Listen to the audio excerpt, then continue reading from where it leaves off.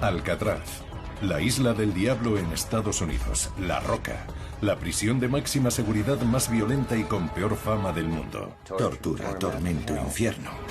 Ha alojado a leyendas como Al Capone, Ametralladora Kelly, Doc Barker o el pajarero de Alcatraz, Robert Stroud. La libertad, tío. ¿Tanta gente la da por hecha? No tienen ni idea de lo que significa realmente. Durante casi 30 años, todos soñaron con fugarse de allí.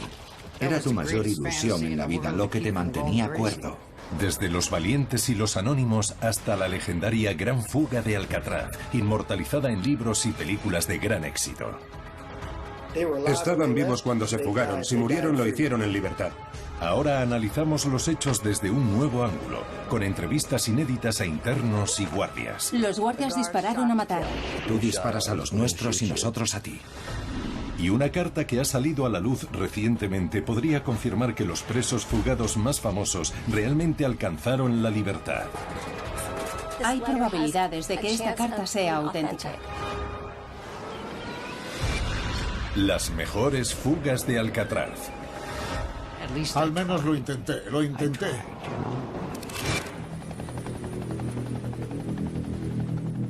Una imponente e inquietante isla-prisión en medio de la bahía de San Francisco, rodeada de aguas gélidas plagadas de tiburones.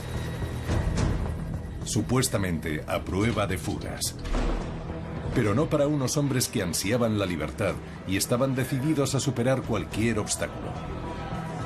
Esos hombres planificaron, aprendieron del pasado, intrigaron y soñaron. La mente de un preso está continuamente trabajando. Pueden encerrar a una persona, pero no a su cerebro. Es como si estuvieras en un campo de minas de oro. Te metieras en una cueva y la cueva se derrumbara sobre ti. Tienes que salir de ahí. Pues esto es lo mismo. ¿Por qué alguien querría fugarse de Alcatraz? Por la libertad. Porque el hombre es un animal y un animal necesita la libertad.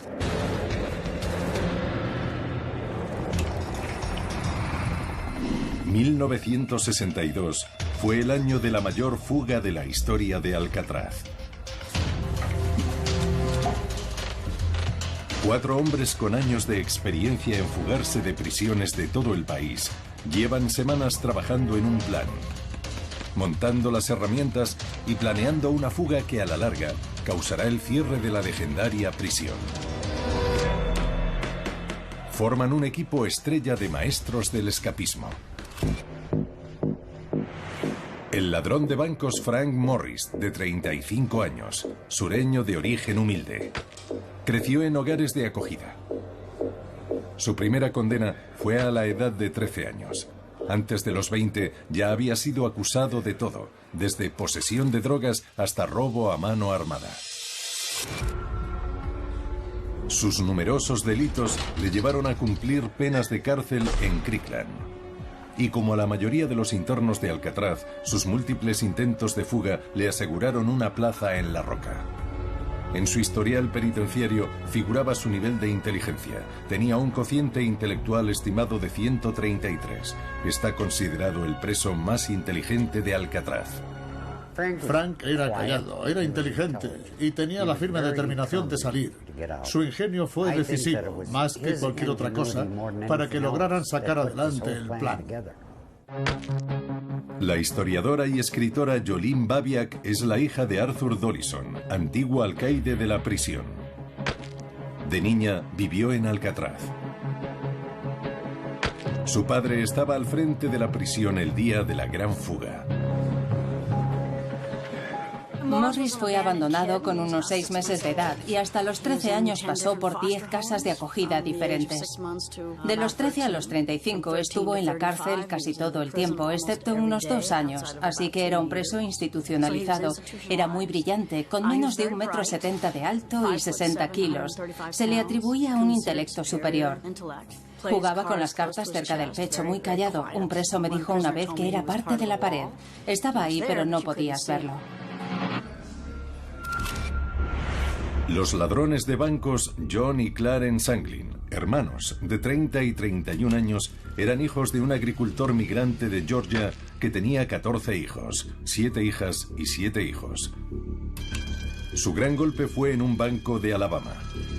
Lo atracaron usando una pistola de juguete y huyeron con casi $20.000. A los 5 días los detuvieron y fueron a parar a Alcatraz. Clarence solo había estudiado hasta 5º curso y John hasta 3º. Por tanto, su nivel educativo era muy bajo. John era más sumiso. Clarence daba la imagen de un tío más duro. Pero los dos eran más bien perros ladradores, de los que pierden la fuerza por la boca y se esfuman en cuanto hay jaleo.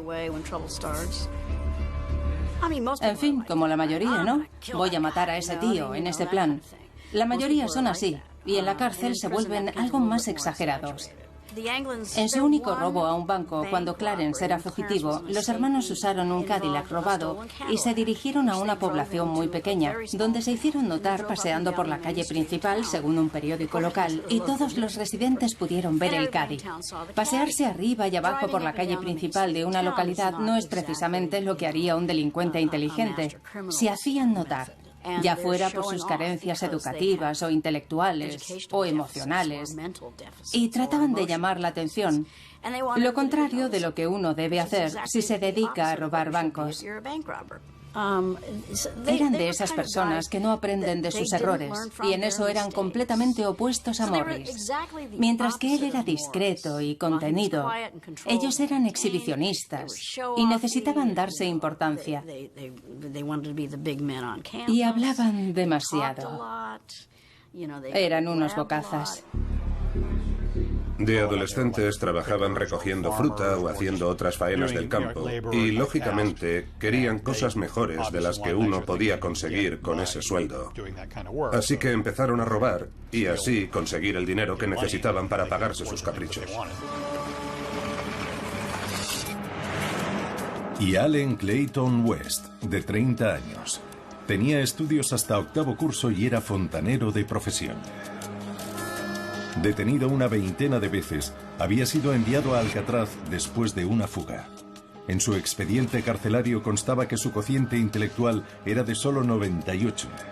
Pero sus compañeros reclusos pensaban que era muy inteligente y que su gran destreza para jugar al ajedrez era buena prueba de ello. Era un tipo muy intimidante. Su padre era veterano de la Primera Guerra Mundial. Había perdido una pierna en la guerra y era alcohólico, y es probable que también tuviera un síndrome de estrés postraumático. Por tanto, Allen se escapó de casa siendo un niño, y cuando estás en la calle tienes que robar porque no tienes comida ni dinero y empiezas a llamar la atención de la policía, que siempre termina pillándote. Pasó casi toda su vida en la cárcel, desde los 11 años hasta su muerte a los 49 años en prisión. West era un fanático, un exaltado. Se creía el único hombre capaz de hacerlo. Era muy manipulador y astuto. Un preso me dijo que West no caminaba, se deslizaba. Y yo pensé, vale, tuvo un sinfín de problemas en su vida y de repente va y se vuelve un preso modélico. En su expediente hay una nota que dice, trabaja toda la semana, incluidos sábados y domingos. Y piensas, claro, porque estaba planeando una fuga. Los 4 son delincuentes reincidentes que se enfrentan a largas penas y tienen numerosos intentos de fuga en su haber. Se conocen todos los trucos de la vida carcelaria y están decididos a aprender del pasado. Les unía el deseo de escapar de prisión. Todos estaban ansiosos por fugarse, aunque solo fuera para demostrar que podían hacerlo y que la prisión no iba a acabar con ellos. Ellos acabarían con la prisión.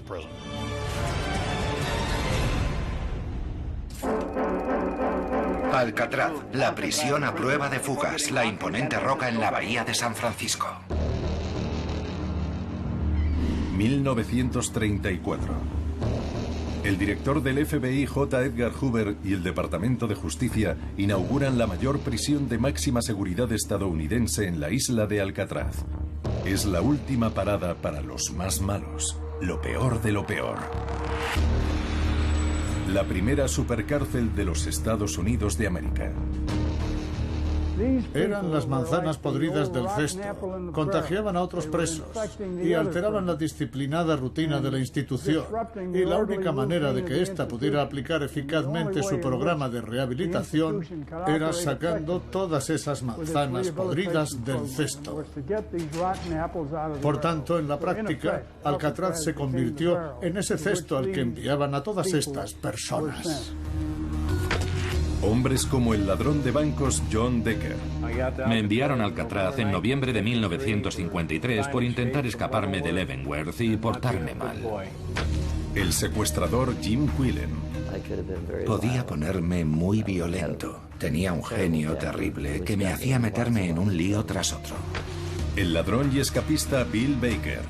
Me enviaron a Alcatraz por fugarme de otras prisiones. Todo el que iba a Alcatraz, todos los presos, estaban allí por saltarse las normas en otras cárceles. Era donde nos mandaban a pasar una larga temporada a la sombra. Y el asesino Lucky Yurik. Sabían que yo había matado y que volvería a matar en prisión. Decían que era imposible fugarse de Alcatraz. Pero en sus 29 años de historia, se documentaron 14 intentos de fuga protagonizados por 36 presos. Todos tenían que enfrentarse a los mismos obstáculos y sus intentos pasaban a engrosar el conocimiento institucional de cómo lograrlo y las terribles consecuencias de fracasar en el intento. Esa era tu mayor ilusión en la vida, lo que te mantenía cuerdo. De los 200 internos de la prisión, siempre había como mínimo entre 50 y 80 que estaban maquinando algún plan para escapar de Alcatraz. Cuando estaba en Alcatraz pensaba mucho en fugarme. Así funcionaba mi mente, como la de tantos otros presidiarios. Quería escapar a toda costa, pero no era un suicida. En La Roca, los impedimentos para fugarse eran muchos. En primer lugar estaba el propio edificio, empezando por el inhóspito pabellón de celdas con un preso en cada una de ellas. Muros gruesos e impenetrables de hormigón y barrotes supuestamente imposibles de cortar o doblar. Pasábamos la mayor parte del tiempo encerrados en celdas de 1,80 m por 2,70 m, más pequeñas que un baño de una casa. Imagino lo duro que podía ser para alguien con claustrofobia. No sé si voy a saber explicarlo, pero cuando te metes en un espacio pequeño y pasas tiempo ahí encerrado, te encoges.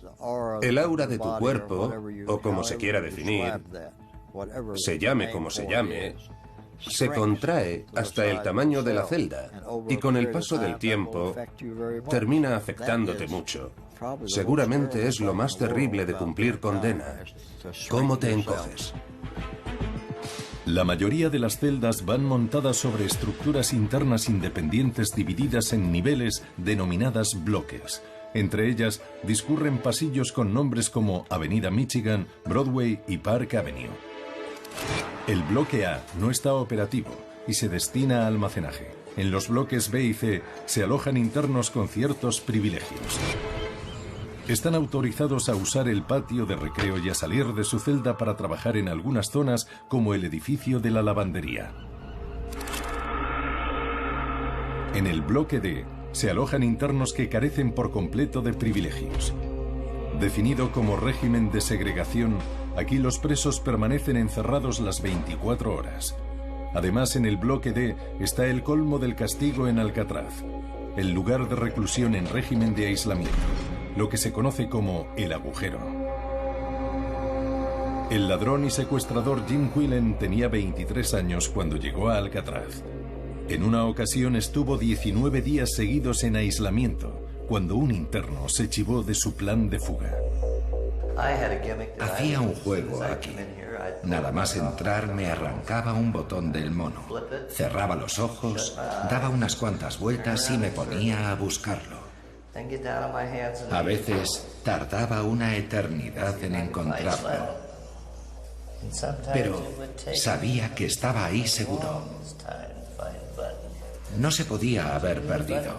Y lo hacía una vez y otra hasta que ya no podía más. Los brazos y las piernas me dolían tanto que dejaba de buscarlo. Sigo sin encontrar el botón. Pero sé que está ahí. Incluso ahora, uno comprende realmente lo que es estar aislado en un sitio donde no puedes ver ni oír nada y donde estás completamente solo. Es una auténtica lucha psicológica por mantener el control. Quieres gritar, quieres llorar, y vaya si he llorado aquí muchas veces. Luego están los obstáculos humanos, los guardias. Unos 60 se encargan de vigilar a una media de 260 internos, más de un guardia por cada 5 presos. Los funcionarios realizan recuentos y controles continuamente, y en los primeros tiempos imponían un silencio absoluto. El factor más importante aquí en Alcatraz era el recuento que solían hacer cada hora, de modo que en realidad solo tenías una hora para actuar. Los guardias suelen portar armas y a menudo están apostados en jaulas de seguridad como la galería de armas del pabellón de celdas o las torres de vigilancia de la isla. Y si es necesario, abren fuego. Disparaban a un ciervo o a otro objetivo con mucha facilidad. Yo he visto a 50 guardias disparando sin parar contra un presidiario fugado.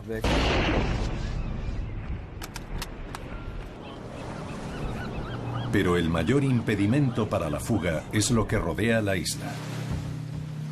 2 kilómetros de agua gélida y corrientes mortales. La temperatura media del agua es de 12 grados centígrados y las mareas pueden llevar tanta fuerza que arrastrarían a nadadores imprudentes bajo el puente Golden Gate, haciendo que se perdieran para siempre en el Océano Pacífico. Para un nadador inexperto como un interno fugado, la bahía de San Francisco es un obstáculo insalvable. Alcatraz se puso ahí por una razón, y fue porque el mar era el mayor impedimento para la fuga de cualquiera. El agua está muy fría. Hay corrientes con diferentes contracorrientes según la zona de la bahía. A veces hay una corriente muy fuerte de salida al océano y a veces la corriente es de entrada. Si no sales en el momento adecuado, puedes terminar arrastrado al interior de la bahía y ver frustrado tu intento de fuga. O puede que la corriente te arrastre mar adentro. ¿Quién sabe hasta dónde? Y los guardias advierten de un peligro aún más terrorífico que rodea la isla. Un peligroso animal capaz de matar y devorar a cualquier preso que intente huir a nado. Desde el primer día en que entrabas aquí, empezabas a oír de boca de los presos y los guardias que las aguas que rodeaban Alcatraz estaban plagadas de tiburones y que aunque lograras huir, estos te comerían. Y todos nos lo creíamos. Era un arma psicológica perfecta que tenían las autoridades de la prisión. Los internos, sobre todo los que venían del Medio Oeste, casi no conocían el mar, y menos los tiburones. Así que cuando se enteraban de que había tiburones blancos rodeando la isla, se aterrorizaban. Y ese terror surtía el efecto que los guardias no conseguían. Hacía que se quedaran en la isla. Esos tiburones eran, en cierto modo, extensiones de los guardias. Fomentábamos la creencia de que había tiburones en la bahía, y claro que había, pero no se comían a las personas. Aunque en más de una ocasión vi un tiburón blanco dando vueltas por la zona. Atravesaba la compuerta y luego volvía a salir, y alguna vez los internos señalaban al agua gritando: «¡Guardia, mire allí, una aleta sobresaliendo del agua!». Todo preso que planeara una fuga tendría que superar cada uno de esos obstáculos. Con los años aprenderían de cada intento, se irían acercando y algunos creen que incluso terminarían lográndolo. Pero al principio y periódicamente a lo largo de la historia de la prisión, los reclusos hicieron intentos de fuga que solo eran actos de desesperación y locura. Piensas que no podrás aguantarlo. Te ves en una prisión así, sin nada, sin ninguna ilusión. Y la monotonía nocturna es terrible, es mortal. Aquello no era vivir, ni siquiera era existir. Para mí, era como si se hubiera parado el tiempo. Estaba muerto, nada tenía sentido. Hasta el punto de que incluso dejaba de importarte la comida. Eras como un motor. Si le echas combustible sigue funcionando, pero no hay emociones ni sentimientos. Así me sentía a diario. A los 2 años de inaugurarse Alcatraz, un atracador de oficinas de correos llamado Joseph Bowers, de 40 años, protagonizó el primer intento de fuga de la isla. El jefe del servicio médico de la prisión lo describió como un hombre de muy pocas luces, a lo que se sumaba un temperamento horrible.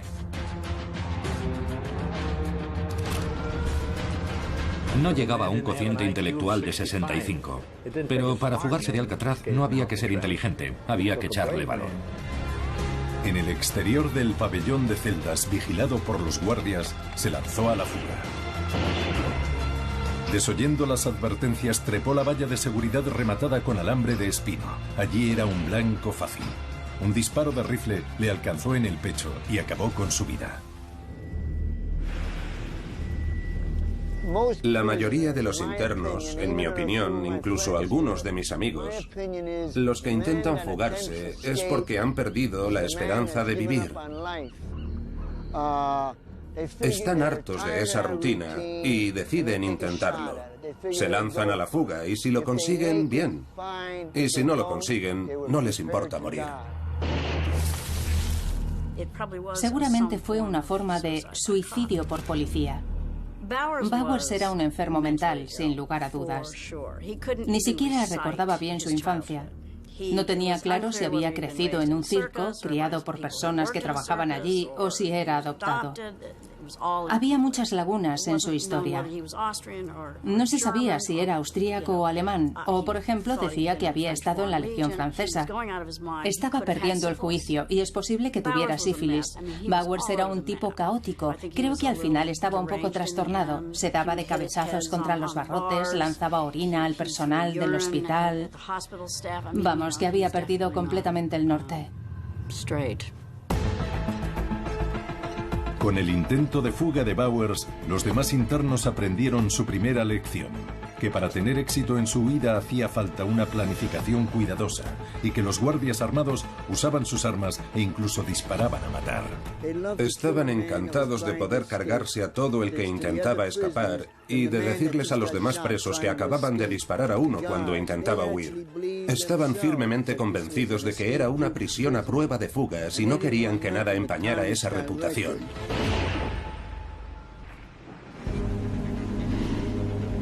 1 año y medio después, el secuestrador Theodore Cole, de 25 años, y el ladrón de bancos Ralph Rowe, de 31, emprendieron otra fuga. Esta vez, desde un centro de trabajo en la isla, el edificio de Industrias Modelo. La industria de las prisiones federales surgió inicialmente para ayudar a los presos a aprender habilidades básicas, costura, restauración de muebles y cosas así, que les permitían ganar algún dinero, ya que normalmente pagaban. No era una gran cosa, pero era una paga. Y el dinero podías ahorrarlo y comprar artículos o enviarlo a tu familia si lo preferías. Así que era un incentivo para los presos. También recibían formación profesional. No eran grandes conocimientos, pero aprendían cosas. Fabricaban ropa militar y cosas así. Siempre artículos para el gobierno, que se ahorraba un buen dinero con la mano de obra presidiaria. En Alcatraz la industria era muy importante. Un centenar de presos trabajaba en ella, así que el gobierno era un gran empleador. Desde allí se llevaron a cabo muchas fugas porque la seguridad era inferior y estaban muy cerca de la costa. Podían reventar una ventana y saltar a la bahía sin más. Cole y Rowe tardaron varias semanas en cortar los barrotes de una ventana con una hoja de sierra robada. Para ocultar su trabajo tapaban las uniones con betún de zapatos. La tarde de su fuga empujaron los barrotes cerrados, rompieron la ventana y salieron corriendo hacia el agua, llevando consigo unos bidones que pensaban usar como flotadores. Lo que pasó después se desconoce. Hay quien dice que recorrieron varios cientos de metros a nado hasta que perdieron el control de sus flotadores y se hundieron. Aunque nunca se volvió a saber de Cole y Rowe, los internos confiaron en que eso fuera una prueba de su éxito. Desaparecieron y eso insufló esperanza a algunos presos los siguientes 28 años, la esperanza de que se podía lograr. Sin embargo, la mayoría, incluido el alcaide Johnston, pensaron que la bahía se había cobrado sus primeras víctimas. Cumplir la pena era sinónimo de consumirse en prisión. Creo que estaban desesperados y prefirieron correr el riesgo y que no tuvieron ayuda exterior. Pienso que se ahogaron y que una fuerte corriente arrastró sus cuerpos hacia el Golden Gate.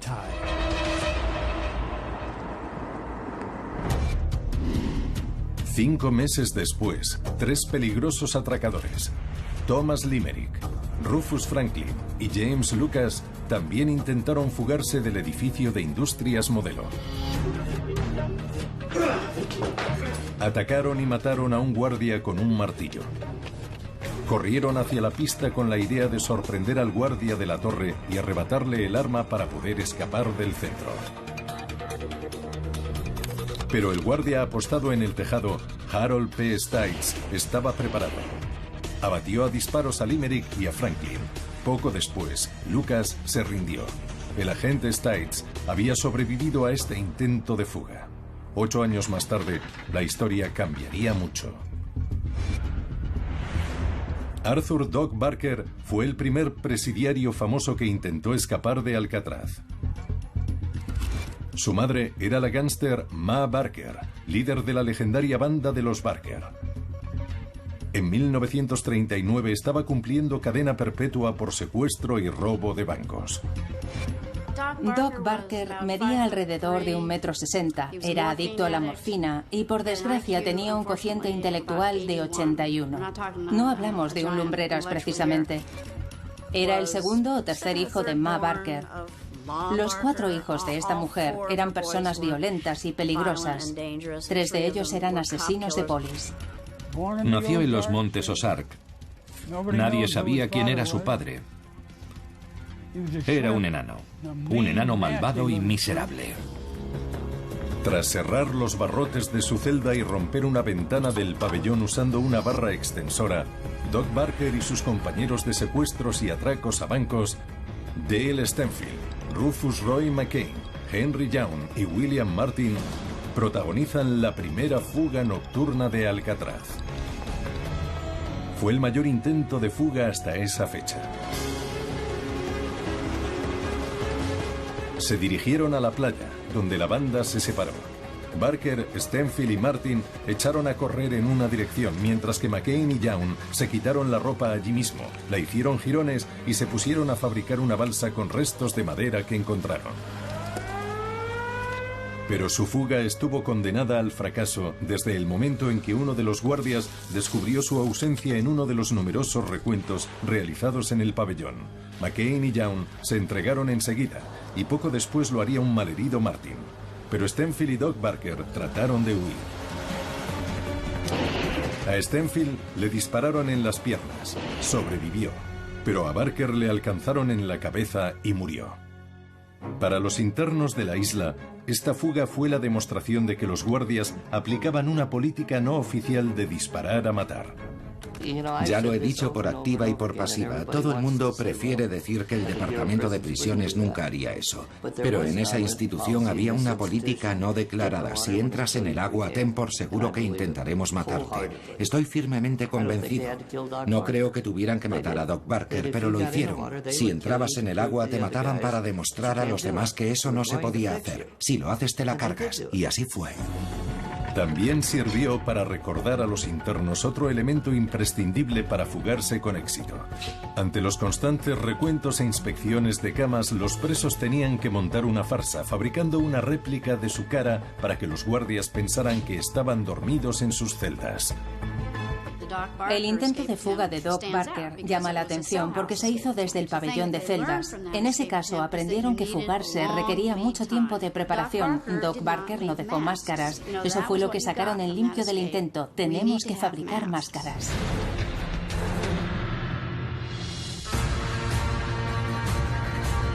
«23 años más tarde, los internos que llevan a cabo la gran fuga de Alcatraz, Frank Morris, John y Clarence Anglin y Allen West, ya conocen todos los fallos anteriores.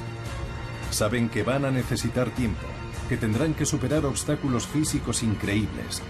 Y sobre todo, saben que tendrán que enfrentarse a las fuertes y frías corrientes de la bahía de San Francisco. Su plan es ingenioso, complejo y minucioso. Será popularizado en libros y películas. Destruirá la reputación de Alcatraz como prisión a prueba de fugas y a la larga contribuirá a su cierre. ¿Quién es el cerebro del plan?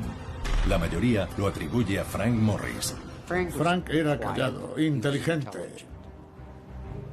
y tenía la firme determinación de salir.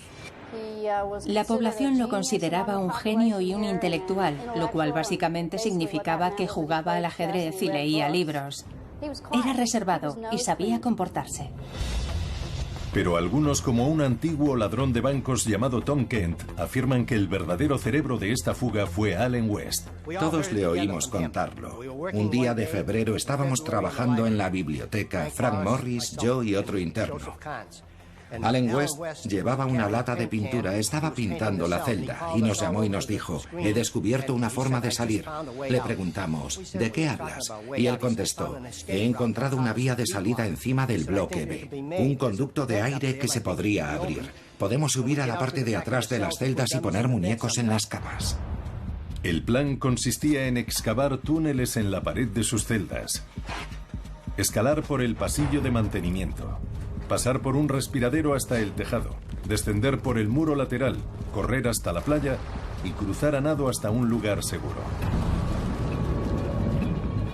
El factor crítico de su plan era buscar un lugar de trabajo, un área de preparación. Y encontraron la solución en el tercer nivel del bloque B. West se encargaba del mantenimiento. Le ordenaron subir a la parte de arriba del bloque de celdas y limpiar todo aquello. Y lo hizo. Se puso a limpiar. Toda la porquería caía a las celdas de los presos y algunos se quejaban a los guardias.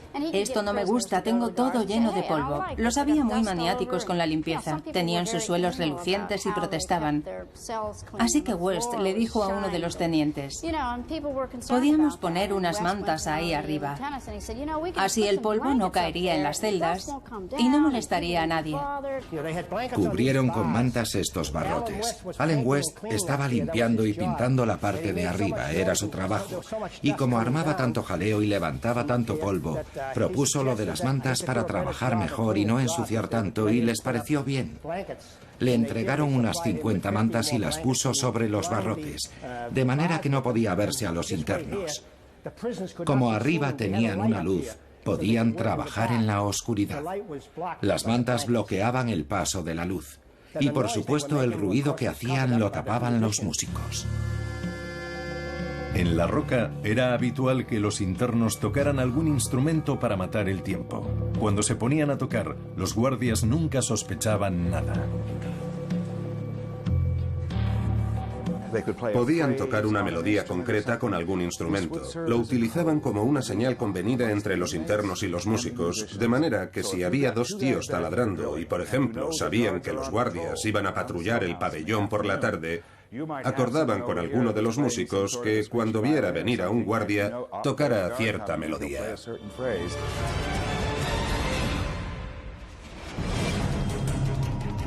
...1941...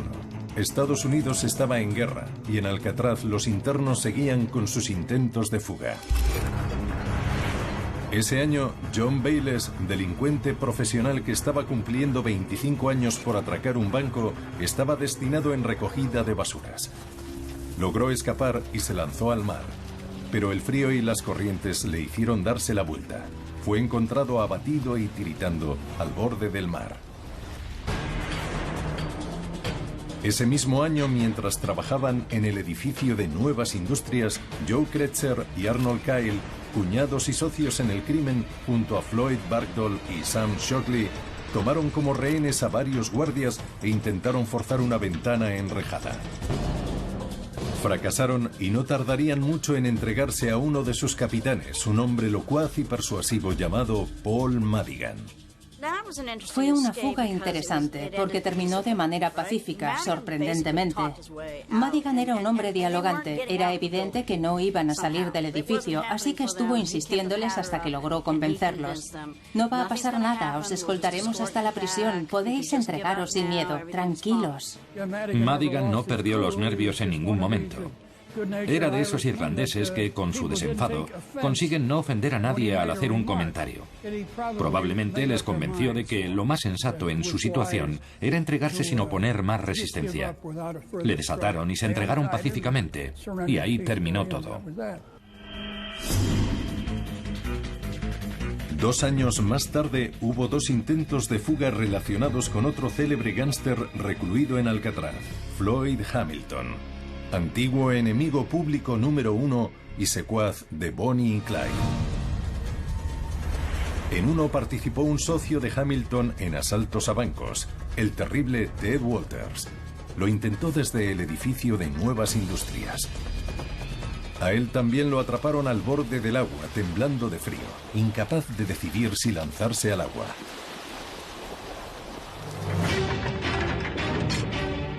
En el otro participó el propio Floyd Hamilton. Fue la primera fuga que puso en un verdadero aprieto la seguridad de la prisión. Hamilton iba acompañado del chantajista y ladrón de automóviles Harold Brest, del secuestrador Fred Hunter y del atracador de bancos James Borman, de 24 años. En su fuga, que partió también del edificio de Nuevas Industrias, corrieron casi desnudos hacia el agua. Enseguida fueron avistados por un guardia que abrió fuego contra ellos. Brest y Borman fueron alcanzados. Hunter se entregó poco después. Mientras que Brest sobrevivió y fue capturado, Borman murió enseguida. Sin embargo, nunca se encontró el cadáver de Floyd Hamilton. Todo el mundo dio por hecho que se había ahogado y que estaba muerto, incluido el alcaide Johnston. Hamilton está muerto. Le dispararon y vimos cómo se hundía. Pero Floyd Hamilton estaba muy vivo. Había logrado esquivar las balas escondiéndose en alguna de las cuevas de la playa de la isla de Alcatraz. Allí estuvo 2 días hasta que reconoció su fracaso y volvió arrastrándose a la prisión. Al parecer, Hamilton se escapó cuando la marea estaba subiendo. No podía irse nadando, así que se escondió en una estrecha cueva del lado del Golden Gate y allí estuvo 2 días enteros. Después trepó por el acantilado, volvió a colarse por la ventana que había usado para escapar 2 días antes y se quedó dormido junto a un radiador. El alcaide estaba conmocionado. Se quedó mudo. Nunca le oí decir una palabra sobre su error.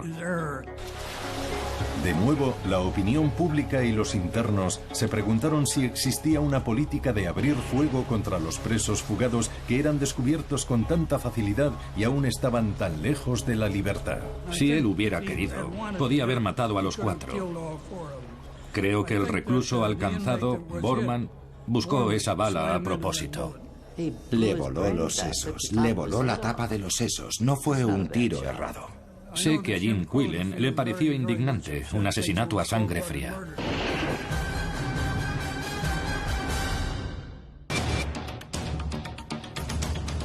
El plan de la gran fuga de Alcatraz ya está en marcha. Y Frank Morris, Allen West y los hermanos Anglin están listos para ponerse manos a la obra. Primero, deben abrir un hueco en la pared del fondo de sus celdas y para eso necesitan brocas de taladro que otros reclusos les pasan clandestinamente. Todo el que era alguien allí sabía lo que tramaban y probablemente ayudó de un modo u otro. Yo ayudé. Enviaba brocas de taladro ocultas en patas de silla vaciadas. Eran unas sillas que se usaban en el patio, sillas plegables de lona. Varios de nosotros hacíamos agujeros en las patas y metíamos allí brocas de taladro, hojas de sierra u otra cosa que pudieran necesitar. Después poníamos tapones de madera y usábamos tierra para disimularlos. Todo el que podía hacía algo, porque, como he dicho, fugarse era un juego. Y para algunos de nosotros, un juego muy importante. Nos ayudaba a mantener la cordura después de tantos años allí metidos. Usando las brocas, perforaron las rejillas de ventilación de sus celdas. Después, con cucharas, fueron sacando trozos de hormigón hasta liberar las rejillas. Usaron chaquetas enrolladas para simular los cuerpos en las camas. Y lo más importante, donde otros habían fracasado, quedándose sin tiempo para salir del pabellón de celdas y alcanzar la playa, estos reclusos dan con una ingeniosa solución que nadie se espera. Hicieron 4 cabezas de pega.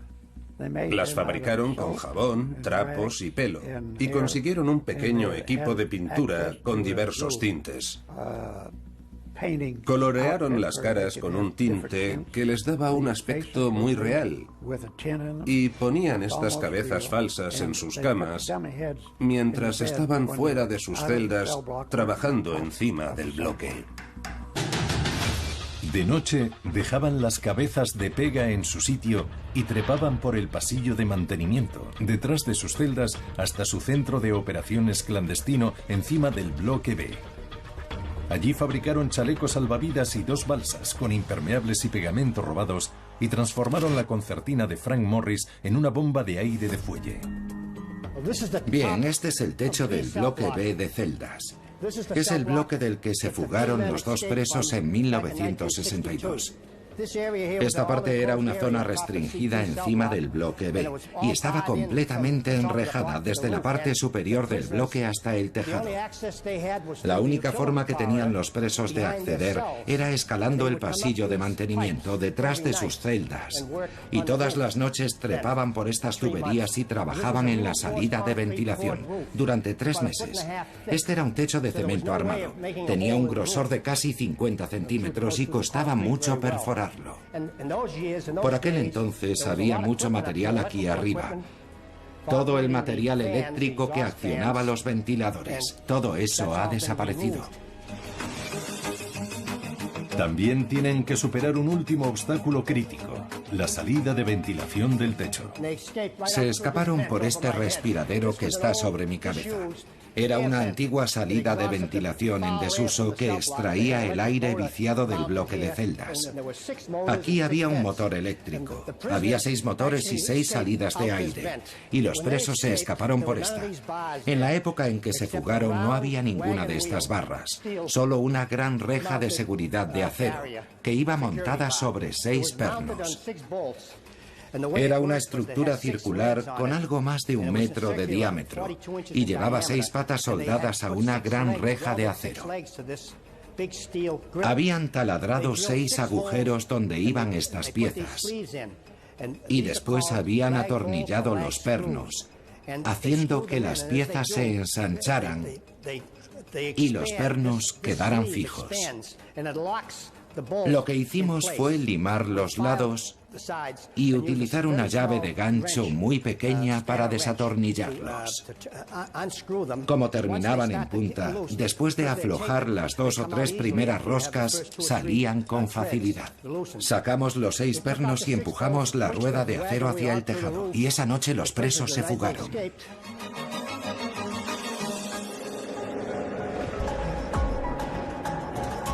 A pesar del apoyo y el conocimiento de decenas de compañeros presidiarios, ni uno solo informa sobre los planes de fuga.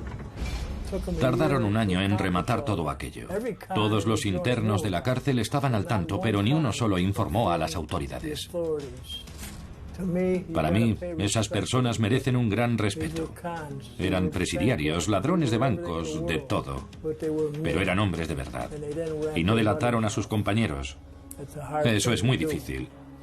Muchos de aquellos presos querían salir a toda costa de Alcatraz. Habrían matado a su padre para salir de Alcatraz. Pero no delataron a sus colegas. Es lo único que puedo decir al respecto.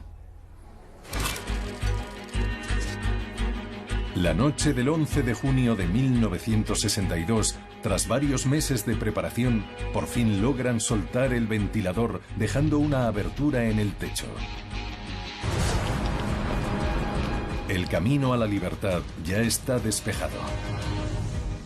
Pero, ¿lo conseguirán?